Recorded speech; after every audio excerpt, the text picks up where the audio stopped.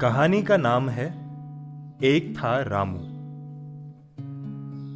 दिल्ली में संसद सदस्यों के बड़े बंगलों के पीछे छोटी छोटी गलियां हैं। इनमें छोटी छोटी झुग्गियों में धोबी, घरेलू नौकर, शाक सब्जी बेचने वाले, कबाड़ी और तरह तरह के छोटे मोटे काम करने वाले लोग रहते हैं। लोग हुए तो पता नहीं कुत्ते कहां से आकर बस जाते हैं। इन गलियों में भी कुत्ते काफी थे। मैं जिस गली में रहता था उसमें भी 5-6 कुत्ते थे।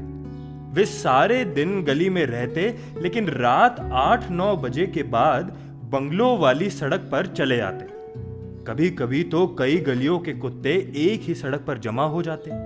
तब ऐसा लगता कि उनकी कोई बड़ी मीटिंग होने वाली है। रात को कुत्तों के कारण सड़क पर चलने में डर लगता था कि कहीं कोई काट बैठा तो भारी मोटी सुई लगवाने के लिए डॉक्टर के पास जाना पड़ जाएगा। मैं कुत्तों से बहुत डरता हूं, रात में पास में हरदम छोटा मोटा डंडा या छड़ी रखता था। भूल जाने पर किसी पेड़ की डाल तोड़ लेता और उसे घुमाते घुमाते कुत्तों से बचता हुआ तेजी से सड़क से गुजर जाता। ये सब रामू की कहानी लिखते हुए एकदम याद आ गया, लिख दिया। रामू हमारी गली का एक कुत्ता था। बहुत दिनों तक तो मैं उसे पहचानता भी नहीं था। जब उससे पहचान और फिर दोस्ती हुई तो उसे रामू कहकर बुलाने लगा। उससे जिस दिन पहचान हुई उस दिन बहुत कड़ाके का जाड़ा पड़ रहा था। जितने भी कपड़े मेरे पास थे मैंने सब पहन लिए। एक पायजामे के ऊपर दूसरा पायजामा और उस पर तीसरा पायजामा। फिर भी ठंड से टांगे कांप रही थी। बहुत हिम्मत कर रजाई से बाहर निकला था। मुंह से लगातार भाप निकल रही थी। गली से सटा हुआ ही मेरा दफ्तर था, एक बंगले के पिछवाड़े में। दफ्तर क्या था, एक छोटा सा कमरा था और उसके बगल में 2 छोटी सी कोठरियां थी। सुबह 9 बजे से दोपहर 1 बजे तक मुझे काम करना पड़ता था। उस दिन 9 बजे जब मैं दफ्तर पहुंचा तो देखता हूं कि बगल की कोठरी में एक कुत्ता दुबका पड़ा है। उसके पेट पर 4-5 इंच गहरा जख्म है जिसमें से कुछ लाल लाल सा दिखाई पड़ रहा है। शायद अंतड़ियां हो। देखकर लगा कि कुत्ता थोड़ी देर में मर जाएगा। दुबले पतले मरियल बादामी रंग के इस कुत्ते को देखकर आंखें फेर लेने की इच्छा हुई। दफ्तर से एकदम भाग जाने का मन हुआ।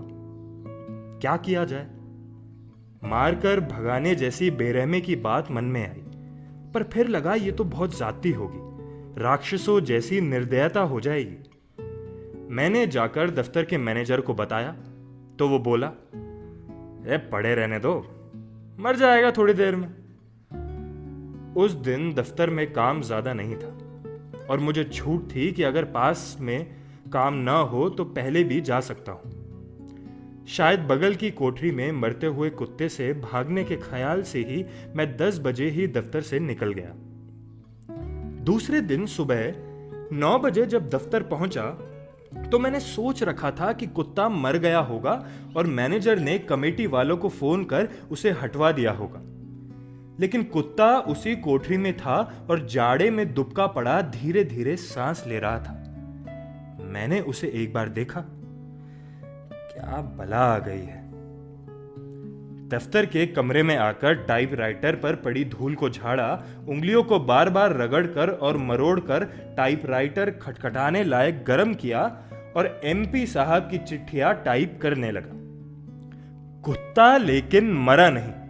किसी ने उसका इलाज नहीं किया और ना ही शायद किसी ने खाना दिया। शायद इसीलिए लिखा कि गली का कोई बच्चा उसे कुछ खिला गया हो तो पता नहीं। बस अब सुबह दफ्तर पहुंचने पर मैं कुत्ते को एक बार देख लेता था कि वो जिंदा है या मर गया है। धीरे धीरे उसका जख्म ठीक होने लगा। कमजोरी के मारे वो चल फिर तक नहीं सकता था। उसके ठीक होते देख पहली बार मेरे मन में उसके लिए दया उपजी। मैंने गली की दुकान से एक पाव रोटी और 4 बिस्कुट लाकर उसके सामने रख दी और दफ्तर में काम करने लगा। 1 बजे दफ्तर से निकलते समय देखा कि कुत्ते ने चारों बिस्किट खा लिए और पाव रोटी आधी कुतरी हुई पड़ी हुई है। इसके बाद से मैं रोज उसको बिस्कुट और पाव रोटी खिलाने लगा। वो थोड़ा चलने फिरने भी लगा था। 2-3 दिन बाद से वो मेरे दफ्तर के कमरे के सामने आकर बैठने लगा। मैं उठता तो मेरे साथ लग लेता। धीरे धीरे एमपी साहब को और उनके स्टाफ को वो खटकने लगा। ये क्या पाल लिया है? मैनेजर ने एक दिन कहा कि अब इसने यहां कदम रखा तो इसकी खैर नहीं। लेकिन मैंने सब लोगों को किसी तरह राजी कर लिया कि जब तक मैं दफ्तर में रहूंगा तब तक ही वो मेरे साथ रह सकता है। एक दफा रात का शो देखकर मैं अपनी कोठरी में लौटा। अभी बत्ती जलाकर खाट पर बैठा ही था कि दरवाजा खटखटाने की आवाज आई। मैंने कोठरी खोली तो देखा वो कुत्ता दरवाजे पर खड़ा था। मेरा मन एकदम से भर आया। अनजाने शहर में और फिर दिल्ली जैसी आदमी के आदमी को काट खाने वाली जगह में कोई रात 1 बजे मेरे पास आया हो तो उसको दुत्कारा तो नहीं जा सकता, दुलारा ही जा सकता है। मैंने उसे थपथपाते हुए कहा कि तू मेरा सच्चा दोस्त और हमदर्द है। दोस्त का नाम होना चाहिए। सो मैंने उसे रामू कहना शुरू कर दिया। रात जैसे ही मेरी कोठरी की बत्ती जलती 1 आध मिनट में रामू हाजिर हो जाता। मैं दरवाजा खुला रखने लगा। पहले दिन जब उसने दरवाजे पर अपने पंजों से वार किया था तो मुझे लगा था कि सचमुच ही कोई आदमी दरवाजा खटखटा रहा है।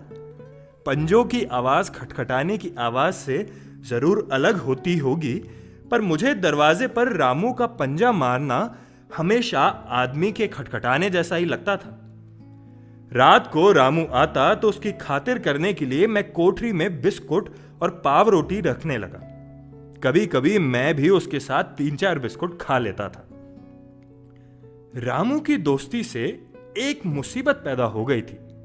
दोपहर 1 बजे जब मैं दफ्तर से निकलकर होटल में खाना खाने जाता तो रामू मेरा साथ नहीं छोड़ता। उससे छुटकारा पाना बहुत मुश्किल हो गया था। रोज मुझे कोई ना कोई तरकीब ढूंढनी पड़ती कि दफ्तर से निकलते समय वो सामने ना रहे। इस तरह दिन बीत रहे थे। दोपहर 1 बजे से रात 10 बजे तक मैं बाहर ही रहता था। हमारी गली में शाक सब्जी बेचने वाले रतनलाल का 15-16 साल का बेटा भारत भूषण बस स्टैंड पर मूंगफली बेचा करता था। एक दिन जल्दी घर लौटा तो देखा कि रामू भारत भूषण के खोमचे के पास बैठा है। भारत भूषण ने बताया कि मेरे चले जाने के बाद टाइगर उसके पास आ जाता है। भारत भूषण ने रामू को टाइगर नाम दिया था। तो रामू सुबह 1 बजे तक मेरे पास और फिर 8 बजे तक भारत भूषण के पास रहता था। उसकी जिंदगी ठीक ही चल रही थी। रविवार को मुझे दफ्तर नहीं जाना होता था, सो रामू मेरी कोठरी में चला आता। हम साथ साथ बस स्टैंड जाते, जहां वो भारत भूषण के पास रह जाता और मैं बस पकड़कर बाहर चला जाता। 1-2 बार उसने मेरे साथ बस पकड़ने की कोशिश की तो मैंने और भारत भूषण ने उसे बहुत डांट लगाई, थोड़ा मारा भी, तो उसने कोशिश बंद कर दी। बस पकड़ने के पहले मैं और भारत भूषण हर रविवार को एक खेल खेलते थे। एक छोर पर मैं खड़ा हो जाता और दूसरे छोर पर भारत भूषण। मैं रामू कहकर पुकारता तो वो मेरी तरफ दौड़ा आता, लेकिन बीच में ही भारत भूषण टाइगर कहकर बुलाता तो वो पलटकर उसकी तरफ दौड़ने लगता। हम उसे किसी के भी पास पहुंचने नहीं देते। बारी बारी से रामू और टाइगर की पुकार के कारण बेचारा तय नहीं कर पाता था कि किसके पास जाए। खेल 15-20 मिनट तक चलता। इसमें रामू न जाने कितने फेरे लगा लेता था। जब हमें लगता कि वो बहुत थक गया होगा या हम ही थक गए होंगे, तब हम खेल बंद कर देते। रामू को इस तरह परेशान करते वक्त मुझे अचानक उस बदमाश लड़के का ख्याल आया जिसे मैंने 1-1.5 महीने ट्यूशन पढ़ाया था। वो लड़का 10-12 बरस का होगा। उसके घर में उसी की उम्र का एक नौकर भी था। बदमाश लड़का नौकर को कहता, पानी लाओ। जैसे ही वो पानी लेने जाता, कहता, बस्ता ले आओ। बेचारा लड़का यहां से वहां दौड़ता परेशान होता रहता। मैंने उस बदमाश लड़के को कई बार डांटा, पर वो अपनी इस आदत से बाज नहीं आया। एक दिन मुझे इतना गुस्सा आया कि मैंने उसे तड़ातड़ 2 चाटे रसीद कर दिए और कहा कि आगे से ऐसा किया तो मैं तुम्हें नहीं पढ़ाऊंगा। लेकिन रामू को कभी ख्याल भी नहीं आया होगा कि वो मुझे या भारत भूषण को इस तरह परेशान करने के बदले में मारे या काट खाए। उस बदमाश लड़के का ख्याल आने पर मुझे लगा कि मैं भी कोई कम बदमाश नहीं हूं, लेकिन रामू को परेशान करने से फिर भी मैं बाज नहीं आया। शायद मैं सोच रहा था कि किसी दिन रामू खुद ब खुद खेल में शामिल होना बंद कर देगा। जब मैं बस पर चढ़ता तो सोचता था कि अगली बार ये खेल नहीं खेलूंगा, पर मैं जो सोचता हूं उसे 100 में से 99 बार ही कर पाता हूं। रामू से दोस्ती हुए 1-1.5 साल हो गया था। समय बीत रहा था। एक दिन घर से तार आया कि पिताजी बीमार है, मैं तुरंत घर चला हूं। मैंने दफ्तर से छुट्टी ली, सामान बांधा और स्कूटर कर स्टेशन रवाना हुआ। रामू ने मुझे देख लिया था। उसने काफी दूर तक स्कूटर का पीछा भी किया। मैंने उसे थपथपाया और कहा कि मैं जल्दी ही लौटूंगा। ट्रेन में बैठने के बाद ख्याल आया कि गली के दुकानदार को मुझे 10-15 रुपए दे देने चाहिए थे, ताकि वो रामू को मेरे न लौटने तक रोज बिस्कुट खिला दे। लेकिन अब वापस तो लौटना संभव नहीं था। पिताजी की बीमारी ठीक नहीं हुई। मुझे लगातार छुट्टी बढ़ानी पड़ी। 3 महीने बाद उनकी मृत्यु हो गई। कुछ दिनों बाद एमपी साहब ने मुझे खबर कर दी कि वे दफ्तर को बंद कर रहे हैं, सो मेरा आना जरूरी नहीं है। मैं 3 बरस बाद दिल्ली लौटा। इन 3 बरसों में कभी दिल्ली के किसी अखबार में पढ़ा था कि नई दिल्ली में लावारिस कुत्तों को कमेटी वाले पकड़ पकड़ कर अपनी गाड़ियों में ले जाते हैं और उन्हें मार डालते हैं। खबर पढ़कर रामू का बहुत ख्याल आया और मैंने मन ही मन प्रार्थना की कि रामू कमेटी वालों की पकड़ में नहीं आए। यह भी सोचा कि भारत भूषण तो है ही, वो रामू को ऐसे मरने नहीं देगा। अब दिल्ली लौटने पर एमपी लोगों के बंगलों से बहुत दूर किराए पर एक कमरा मिला। जिस नए दफ्तर में मेरी नौकरी लगी वो और भी दूर था। सुबह से शाम तक काम करते करते मैं थक जाता था। रविवार के दिन सप्ताह भर के अपने कपड़े धोता और घर के छिटपुट काम करता। कहीं बाहर जाने पर पैसे खर्च होंगे, ये सोचकर शाम को घर पर ही रहता था। एक रविवार मैंने बाहर निकलना तय किया। घूमते घूमते एमपी लोगों के बंगलों के पास पहुंचा। बस स्टैंड पर भारत भूषण के बारे में पूछा तो कोई भी मुझे उसके बारे में कुछ बता नहीं पाया। अपनी पुरानी गली में गया। भारत भूषण के पिता रतनलाल से मिला। रतनलाल ने बताया कि भारत भूषण चंडीगढ़ में एक कैंटीन में 2 बरस से नौकरी कर रहा है। रामू के बारे में पूछा तो रतनलाल को उसका कुछ भी पता नहीं था। 7-8 साल का एक लड़का हमारी बातचीत सुन रहा था।